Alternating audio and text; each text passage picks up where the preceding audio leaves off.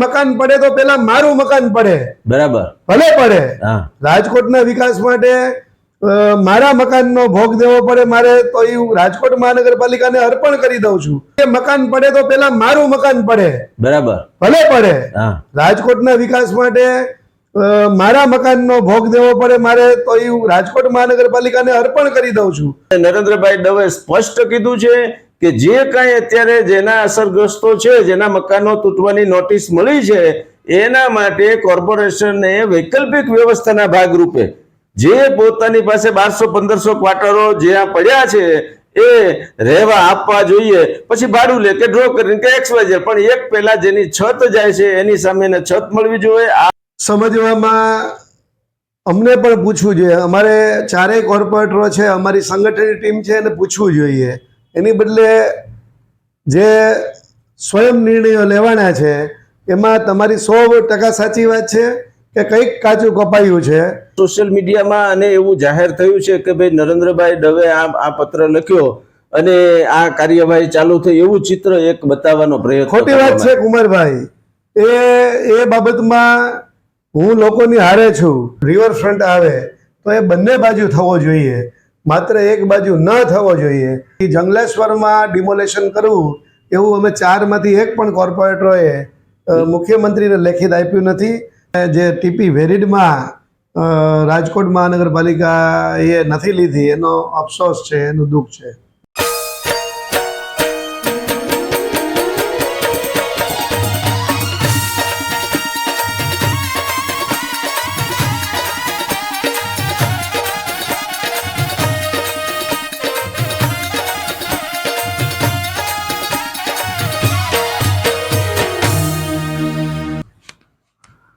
આંસુ ડુસ્કા અને જેને કહી શકાય કે આર્તનાદ જેનો ઉઠી રહ્યો છે એવા રાજકોટના જંગલેશ્વર વિસ્તારના ડિમોલેશન મામલે હાઈકોર્ટમાં 2 ફેબ્રુઆરી સુધીનો સ્ટે મળ્યો છે. પરંતુ જે રીતે 1300 થી વધારે મકાનોના ડિમોલેશન માટેની નોટિસ અપાઈ ગઈ છે, લોકો પોતાનો આશરો કે જ્યાં 60-70 વર્ષ સુધી રહેતા હતા એ પોતાનો આશરો રડતી આંખે છોડવા મજબૂર બન્યા છે. ત્યારે આ વિસ્તારના 3 ટર્મથી કોર્પોરેટર એવા બાંધકામ કમિટી, સેનિટેશન કમિટી અને ટાઉન પ્લાનિંગ કમિટીના પૂર્વ ચેરમેન એવા નરેન્દ્ર ડવ આજે આપણી સાથે જોડાઈ રહ્યા છે. ભાઈ શ્રી નરેન્દ્રભાઈ ડવ, આપનું હાર્દિક સ્વાગત કરીએ છીએ. નરેન્દ્રભાઈ, આ આખો જે ઇસ્યુ છે એ ઇસ્યુને તમે પહેલા તો કઈ રીતે જુઓ છો? આ ઇસ્યુ એ રાજકોટના વિકાસની દ્રષ્ટિએ અમે જોઈ રહ્યા છીએ અને લોકોની જે માનસિક પરિસ્થિતિ છે એને પણ અમે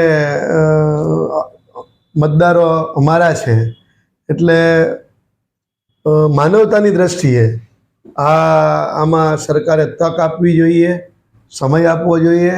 એ દ્રષ્ટિએ નરેન્દ્રભાઈ, એવું નથી લાગતું કે ભાઈ વિકાસ એ જરૂરી છે, પણ વિકાસ જે છે એ હજારો લોકોના છત છીનવી લે એવું એક અત્યારે લોકોને લાગે છે કે આ જે વિકાસ થઈ રહ્યો છે એનાથી અમારી છત છીનવાઈ રહી છે, રોજી છીનવાઈ રહી છે. તો આ મામલે તમે શું માનો છો? આજી નદીના કાંઠે અગાઉ 2007માં લગભગ 1400 થી 1600 જેટલા લોકોને ક્વાર્ટર અપાયા છે. જે ટાઉન પ્લાનિંગની દ્રષ્ટિએ મેં અનેક વખત લેખિત આપ્યું છે રાજકોટ મહાનગરપાલિકામાં કમિશનર સાહેબને કે જે ટીપીનો રોડ છે એ વેરીડ કરવામાં આવે. રાજકોટમાં ઘણી બધી ટીપીઓ વેરીડ થઈ છે ફેરફારને લાયક, તો આ 1 વર્ષમાં, 1.5 વર્ષમાં, 2 વર્ષમાં વેરીડ કરવી જોઈએ. તો રોડ છે એ હાલમાં હયાત જંગલેશ્વર મેઇન રોડ છે એ ત્યાં મેઇન રોડની સાથે બંને બાજુ 15-15 ફૂટ કાપવામાં આવે કે 10-10 ફૂટ કાપવામાં આવે તો એના માટે લોકો સંમત હતા. અને પ્રથમથી જ મારી રજૂઆત હતી કે ભાઈ આ મેઇન રોડ હયાત છે, જો એ હયાત રોડમાં ટીપી વેરીડ કરવામાં આવે બરાબર તો રાજકોટ મહાનગરપાલિકાને 70 થી 75 કરોડ રૂપિયાનો ફાયદો થાય. નવા થાંભલાઓ, લાઇટના થાંભલાઓ ન નાખવા પડે, નવી ભૂગર્ભ ગટર ન નાખવી પડે, નવા પુલ ન બનાવવા પડે અને જે બંને બાજુથી 15-15 ફૂટ લોકો સ્વેચ્છાએ પાડવા તૈયાર હતા. તો આના માટે મને જે ટીપી વેરીડમાં રાજકોટ મહાનગરપાલિકા એ નથી લીધી એનો અફસોસ છે, એનું દુઃખ છે. બરાબર. એટલે તમારું કહેવું એમ છે કે ભાઈ આમાં થોડું ઘણું પણ જો કઈ ટીપીની સ્કીમની અંદર ફેરફારો કરવામાં આવે તો જે અત્યારે હયાત આવશ્યક સુવિધાઓ જે છે એ પણ જળવાઈ રહે અને લોકોને મુશ્કેલી પણ ઓછી પડે. અચ્છા નરેન્દ્રભાઈ, એક વાત એવી પણ સંભળાય છે કે આપના દ્વારા એક પત્ર લખવામાં આવ્યો હતો કે ભાઈ આ જે છે એ જંગલેશ્વર વિસ્તારનું ડિમોલેશન કરવામાં આવે. જી. તો આ પત્ર બાબતે ખરેખર સત્ય હકીકત શું છે? સત્ય હકીકત એ છે કુમારભાઈ કે રાજકોટ એ પત્રમાં ક્યાંય જંગલેશ્વરનો મેં ઉલ્લેખ જ કરેલ નથી. બરાબર. એ જે છે એ દેવપરા જૂનો રોડ છે, જે સિયાણી પરિવારની વાડી છે, એમાંથી સાગર સોસાયટીમાં મેઇન રોડ નીકળે છે 80નો. એ 30 વર્ષથી બંને બાજુ રોડ બનેલો છે. બરાબર. માત્ર 100 ફૂટ જેટલો રોડ એ ખેતરના કારણે બંધ છે. તો એ ખુલ્લો કરવો, આજી નદીમાં દેવપરામાંથી જે સીધો જંગલેશ્વર તરફ રોડ જાય છે ત્યાં બ્રિજ બનાવવો અને જે જૂના નદીની વહેણની જ નજીક છે તો એવા લોકોને 2007ના પૂર વખતે જે ક્વાર્ટર આપી દીધા છે. બરાબર. તો એટલે નદી કાંઠો એ કરો એવું હતું. બાકી જંગલેશ્વરમાં ડિમોલેશન કરવું એવું અમે 4માંથી એક પણ કોર્પોરેટરોએ મુખ્યમંત્રીને લેખિત આપ્યું નથી. માત્ર વિકાસની વાત કરી છે કે અમારા વિસ્તારમાં રિવરફ્રન્ટ આવે તો એ બંને બાજુ થવો જોઈએ, માત્ર એક બાજુ ન થવો જોઈએ. જે આજી નદીની જમણી બાજુ છે ત્યાં ઇન્ડસ્ટ્રીયલ વિસ્તાર છે. આ ઇન્ડસ્ટ્રીયલ વિસ્તારમાં ઘણા બધા કારખાનાવાળાઓએ ત્યાં જે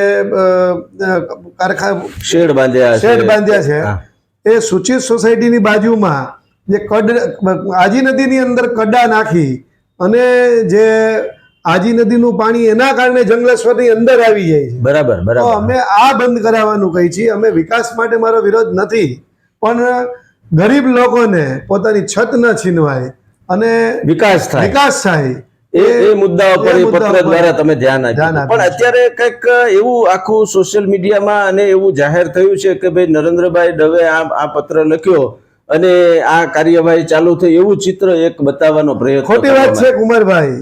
એ બાબતમાં હું લોકોની હારે છું. મારું જન્મ ત્યાં જંગલેશ્વરમાં છે. બરાબર. મારું પોતાનું 200 વારનું ખૂબ સારું મકાન ત્યાં આજી નદીના કાંઠે આવેલું છે. બરાબર. આ આજી નદીનું કાંઠેનું મકાન ભલે પડતું. બરાબર. 7 વર્ષ પહેલા ક્વાર્ટર મારા પરિવારને મળ્યું હતું, મારા બાપુજીના નામે. બરાબર. ત્યારે મારા બાપુજી હયાત હતા 14 વર્ષ પહેલા 2007માં પૂર આવ્યું ત્યારે. તો એ ક્વાર્ટરનો અમે સ્વીકાર કરેલ નથી. બરાબર. અને અત્યારે એ મકાન પડે તો પેલા મારું મકાન પડે. બરાબર. ભલે પડે. રાજકોટના વિકાસ માટે મારા મકાનનો ભોગ દેવો પડે મારે તો એ રાજકોટ મહાનગરપાલિકાને અર્પણ કરી દઉં છું. ગુજરાત રાજ્યના વિકાસને રાજકોટના વિકાસને અર્પણ કરી દઉં છું.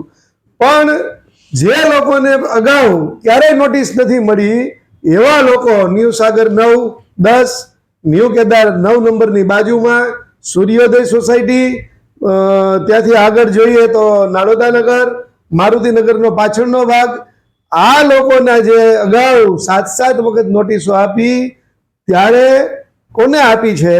જે લોકો નદીના કાંઠે આવતા હતા એને નોટિસો આપેલી છે, ટીપીના રોડમાં આવતા હતા એને આપેલી છે. પરંતુ આ એક પણ રોડમાં નહોતા આવતા એવા લોકોને જે 60 વર્ષથી જે નોટિસો આપેલી છે, આવા લોકોના જે છત છીનવવાની વાત છે તો એનાથી લોકો ખૂબ દુઃખી છે અને એ લોકોને વૈકલ્પિક વ્યવસ્થા મળવી જોઈએ.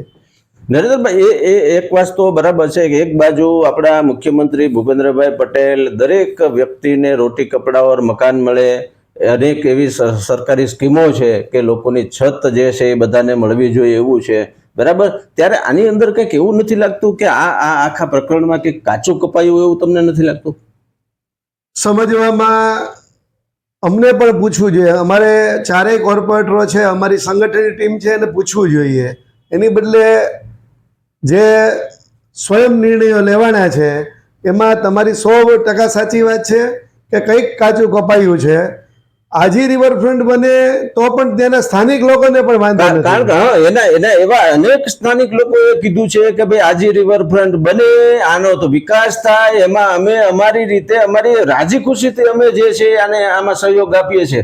પણ આમાં કંઈક એવો એક પ્રશ્ન લાગે છે, અમુક લોકોનું કહેવાનું થાય છે કે ભાઈ અમને તો નોટિસ મળી નથી ને અમારા ઘર તોડવાની વાત આમાં શરૂ કરી છે. વિકાસ છે દૂરની જગ્યાએ છે અને અમારા ઘર આ બાજુ તોડવામાં આવે છે. સાગર સોસાયટી, ન્યૂ સાગર 9-10 થી આગળના જે હમણાં વિસ્તારોમાં મેં કીધું એ બાજુના લોકોને ક્યારેય નથી આવ્યું, ક્યારેય નોટિસ નથી આવી. એમાં એ લોકો સાચા છે. એની રજૂઆત પણ અમે કાર્યાલયમાં અને ઉચ્ચ લેવલે કરેલી છે. બરાબર. અને આમાં પરિણામ આવે એવા લોકોને છત ન છીનવાય કે જેને કોઈ જાતનો ઉપર આભ ને નીચે ધરતી જેવી પરિસ્થિતિ થાય નહીં, એના માટે આ આખો વિસ્તાર જંગલેશ્વર જે છે નરેન્દ્રભાઈ, મારે એ સમજવું છે પહેલા કે આ જંગલેશ્વરમાં કયા કયા વર્ણના લોકો આમ રહે છે અને એનું એનું એનું રોજીરોટી, એનું કામ શું શું છે? જંગલેશ્વરમાં આહિર, કોળી, દેવી પૂજક સમાજ, ભરવાડ, રબારી, ગઢવી અને મુસ્લિમ સમાજ આ વર્ણ રહે છે. લગભગ ને વાહનોના ધંધા છે, અમુક મજૂર વર્ગના પણ છે અને અમુક દેવી પૂજક સમાજ તો હુડકો શાક માર્કેટના વેપારીઓ છે. બરાબર. અને ક્યારેય ટૂંકમાં જે છે પેટીયું રળીને ખાનારો મોટાભાગનો વર્ગ છે. ખાનારો વર્ગ. હવે આ આખી વસ્તુ જે આપણે અત્યારે સોશિયલ મીડિયાની અંદર અલગ અલગ જે છે એ જોઈએ છે, તો એમાં તમે 3 ટર્મથી ત્યાં ભાજપના કોર્પોરેટર સાથે ચૂંટાઈ આવો છો, તો એ મતદાતાઓ તો મોટાભાગના ભાજપના જ છે એવું કહી શકાય કે નહીં? તે રાધાકૃષ્ણનગર અને સમગ્ર વિસ્તારમાં એ લોકો પ્રથમથી જ પાર્ટીની હારે છે અને કંઈક કાચું કપાયું છે એવો અહેસાસ એ લોકોને પણ અત્યારે થાય છે કે કંઈક આમાં કાચું કપાયું છે, અથવા તો ઉતાવળ થઈ છે, અથવા તો જે ટીપી સ્કીમનો જે વિચાર કરવો જોઈએ કે ભાઈ આમાં આવો ફેરફાર કરવાથી આવશ્યક સુવિધાઓ પણ જળવાઈ રહેશે અને મોટા ભાગના લોકોના ઘર તૂટતા પણ બચી જાય એમ છે. હવે આખો મામલો જે છે એમાં હવે દાખલા તરીકે માની લ્યો કે હાઈકોર્ટમાં આખું પ્રકરણ છે.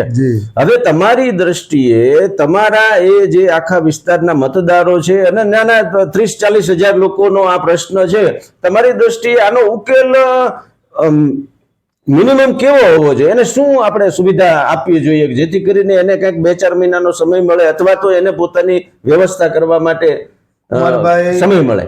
SSC ની પરીક્ષાઓ હમણાં ફેબ્રુઆરી મહિનાના એન્ડમાં આવી રહી છે અને જે ટૂંકા સમયમાં 7 દિવસની નોટિસ આપીને ખાલી કરવાની વાત છે, તો આમાં હું કમિશનર સાહેબને, કલેક્ટર સાહેબને વિનંતી કરું છું, આદરણીય ભૂપેન્દ્રભાઈ ને પણ હું મુખ્યમંત્રી સાહેબને પણ વિનંતી કરું છું, કારણ કે મોટા ભાગના મતદારો આપણને 3 ટર્મથી ચૂંટી રહ્યા જી. તો આવા સમયે રાજકોટ મહાનગરપાલિકા પાસે 1100 થી 1200 ક્વાર્ટર ખાલી પડ્યા છે રાજકોટમાં. અને આ ક્વાર્ટરો અત્યારે એ લોકોને ભાડા પદ્ધતિથી આપવામાં આવે, બરાબર, અથવા તો ભાડું આપવા પણ તૈયાર છે, અથવા તો વૈકલ્પિક વ્યવસ્થા તરીકે એ લોકોને ત્યાં ફાળવવામાં આવે ડ્રો દ્વારા. તો લોકોને આંસુ છે એ આંખના સુકાય અને પોતાના બાળકોની જે પરીક્ષાઓ આવે છે, SSC ની, 12મા ધોરણની, કોલેજની, કોઈ ગવર્મેન્ટ જોબની તૈયારી કરે છે, તો આવા લોકોને એમાં સધિયારો મળે. અને મુખ્યમંત્રી સાહેબ આપણે જે નાનો ફ્લેટ લઈએ 20 લાખની અંદર, તો એને 2 થી 2.5 લાખ રૂપિયા આપણે આપીએ છીએ.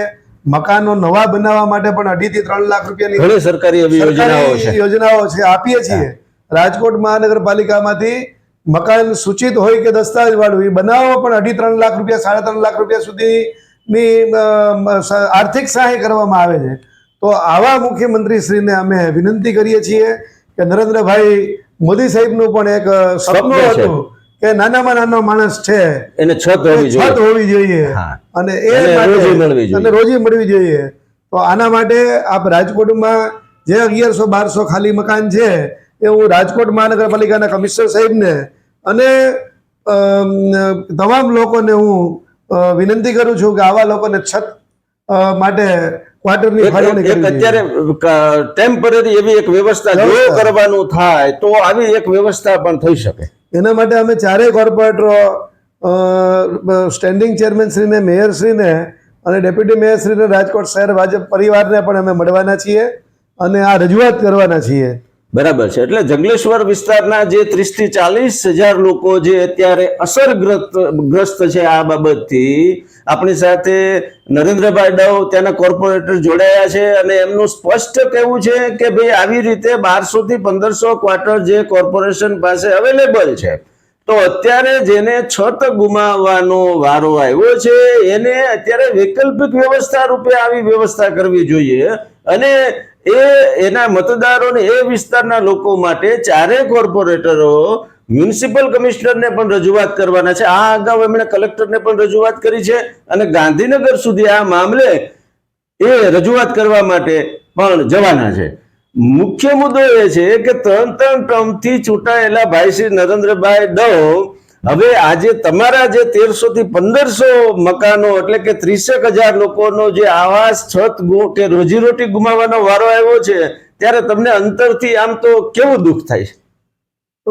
કુમારભાઈ, જે હું રોજ નાના લોકોની સાથે નાનો મોટો થયો છું, તો આ લોકો રડતા લોકોને જોઈ અને મારું પણ દિલ દ્રવી ઉઠે છે અને હું રાજકોટ મહાનગરપાલિકાના મ્યુનિસિપલ કમિશનરને ફરીવાર વિનંતી કરું છું કે આવા લોકોને જે આપણા આવાસ ખાલી છે એમાં અમે ચારેય કોર્પોરેટરો રજૂઆત કરવાના છીએ, અમારું સંગઠન રજૂઆત કરવાનું છે અને આ લોકોને જે સધિયારો મળે એને માટે હું વિનંતી કરું છું કે આ મળવા જોઈએ. એકતાની દ્રષ્ટિએ, ભાઈચારાની દ્રષ્ટિએ આ લોકો બધા એ પણ એનાથી પોતાના મન હળવા થશે અને જે અત્યારે વાતાવરણ છે, અફડાતફડી જેવું વાતાવરણ થઈ ગયું છે, ડરનો માહોલ છે, એમાં એને થોડોક સધિયારો મળશે. અહીંયા સધિયારો મળશે. સરસ. આપણી સાથે નરેન્દ્રભાઈ ડવ જોડાયા. એમણે સ્પષ્ટતા કરી છે કે ભાઈ જે કાંઈ પત્ર વાયરલ કરીને આખી વાતને રાજકીય રૂપ અથવા તો રાજકારણ કરવામાં આવી રહ્યું છે, એમાં એમનો સ્પષ્ટ જવાબ છે કે આવો કોઈ પણ પત્ર નરેન્દ્રભાઈ ડવે લખ્યો નથી.